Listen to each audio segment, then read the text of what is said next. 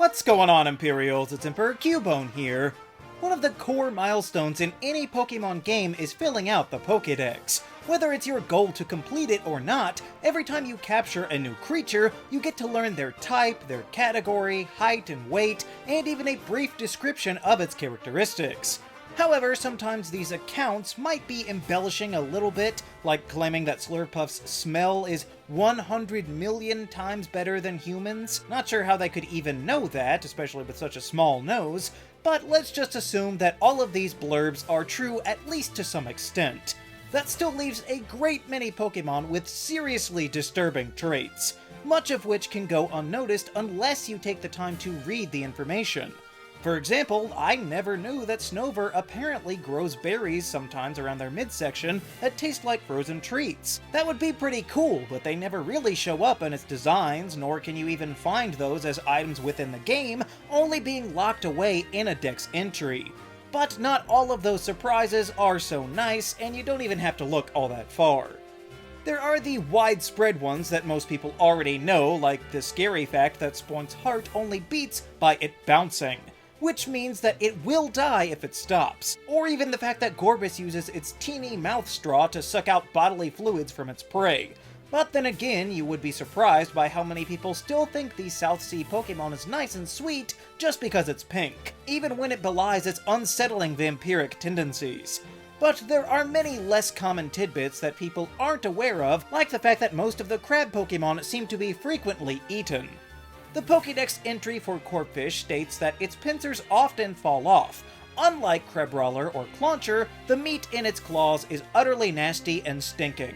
So I guess it's actually good news for Corphish, except for, losing its claws all the time, but nobody will be hunting it like the other, more tasty shellfish, because Clauncher's dex says, the meat of its claws is so delicious. And then in Alola, Crabrawler's says, what little meat they contain is rich and delicious. It can be easy to forget that not only do Pokemon eat each other in a food chain, but all of the people in this world need to eat something too.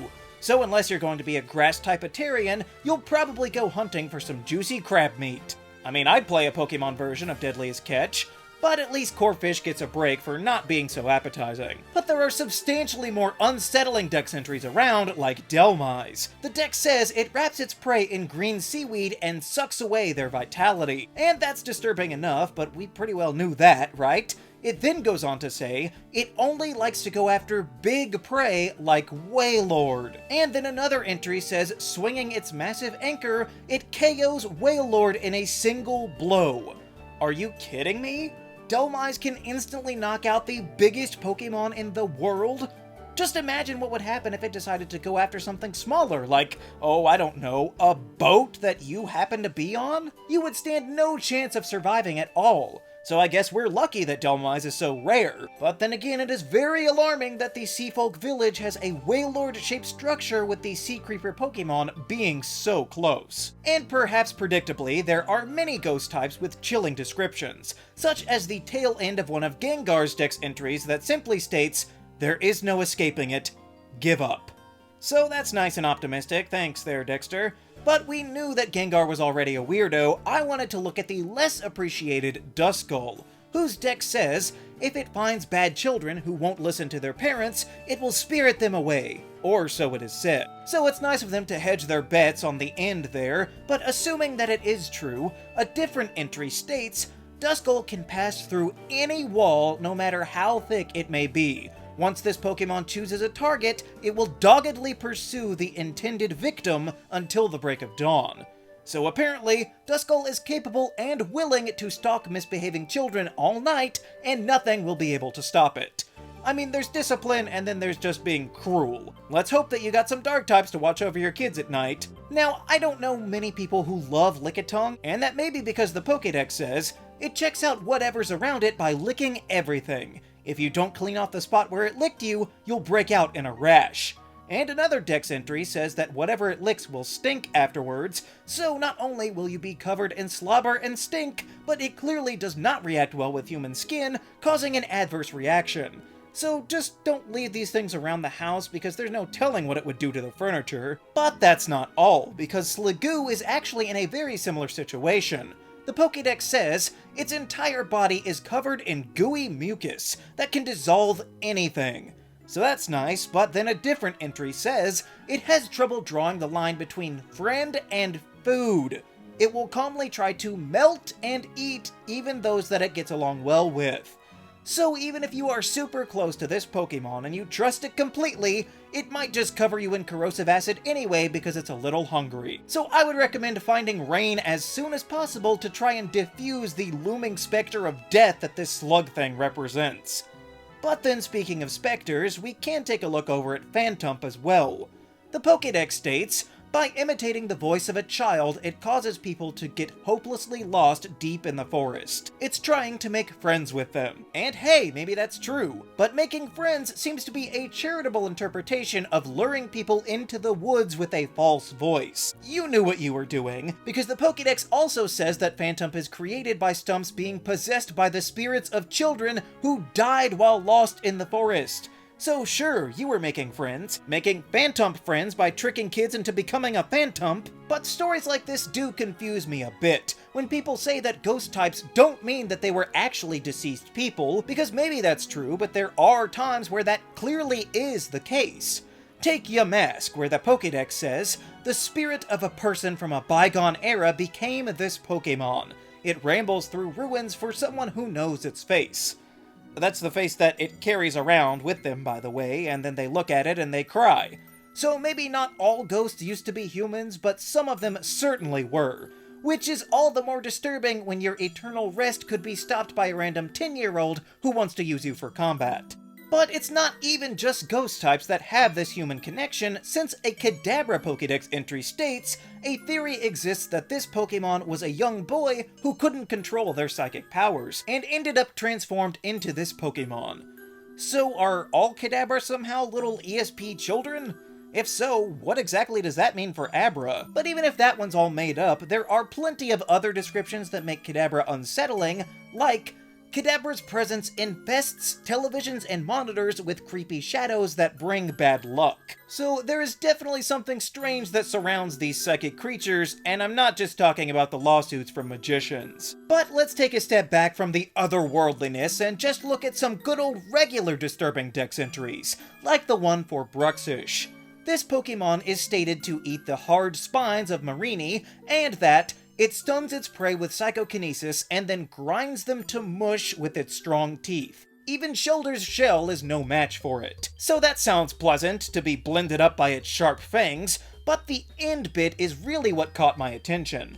So I peeked over at Shellder's own dex entry, which claims it is encased in a shell that is harder than diamond. Yikes. So if Bruxish can rip through something harder than diamond with relative ease, it's rather unnerving to think about what it might do to your leg if it got a hold of it. One that sounds a little more fun, but isn't, comes from Igglybuff. I was just randomly flipping through and saw its dex entries say, it has a soft and bouncy body. Once it starts bouncing, it becomes impossible to stop. That is horrifying. It's not a choice like how Scorbunny just likes to hop, it is a physical reality of its biology. Igglybuff's body is elastic, so it's going to bounce off of something eventually, and then it will just continue to do so until the end of time. I'm not even convinced that evolution would stop it, since Jigglypuff is also quite bouncy. So even a Moonstone will likely not free your fairy from its rebounding prison, with the only sweet release being in the cold embrace of death. However, another one that could seem benign is from Metang. This dex entry says that its body is so tough, even a crash with a jet plane won't leave a scratch.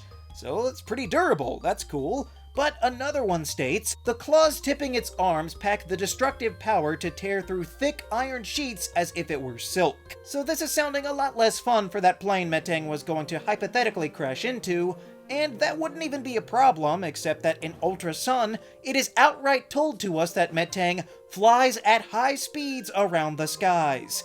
Meaning that at any point, an unsuspecting aircraft might just get obliterated by a stray iron leg that's rocketing by. I guess we should be lucky that they're so uncommon. Now, one of the Galar Pokemon that may have looked a bit familiar was Hatterene, with many fans drawing comparisons to Gardevoir. But while they do both deal in emotions, Hatterene seems a bit more vindictive. See, the Pokédex states, if you are too loud around this Pokemon, you risk being torn apart by the claws on its tentacle. First of all, it's a bit weird to call it a tentacle, but far more importantly, what exactly does too loud mean? Exactly how many decibels is Hatterene willing to endure before it flies off the handle and starts ripping you to shreds? And what happens if you happen to have a baby in your house?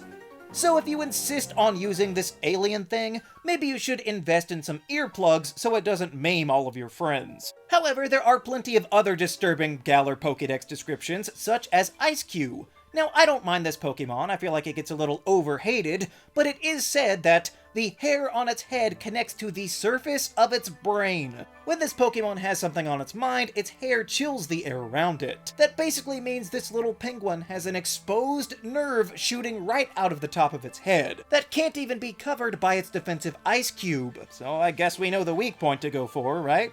But I really wanted to talk about Orbeetle, or more specifically the Gigantamax form, since those do have their own descriptions. So it states, if it were to utilize every last bit of its power, it could control the minds of every living thing in its vicinity. That might not be that bad, I mean it sounds pretty draining, so I doubt it would do it that often, and besides, how big could its vicinity be anyway?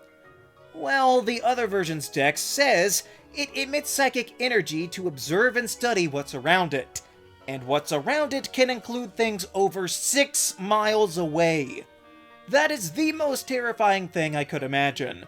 A giant UFO bug comes down and bends every living human, Pokemon, and even plant probably to its will for miles around. And really, when you think about how small the Galar region is, 6 miles could cover a whole lot of territory. If you had one of those in Motostoke, it could easily be able to cover Turffield, Holberry, and even Hammerlock. And if you got like 10 to a dozen people with an Orbeetle and sent them to each and every stadium that allows Gigantamaxing at once, they could probably mind control the entire region. Honestly, that would have been a way better plan for Chairman Rose to try out. Oh hey, and then that would have been a perfect excuse for Team Yell to join your side, because Spikemith doesn't even have a Gigantamaxing stadium.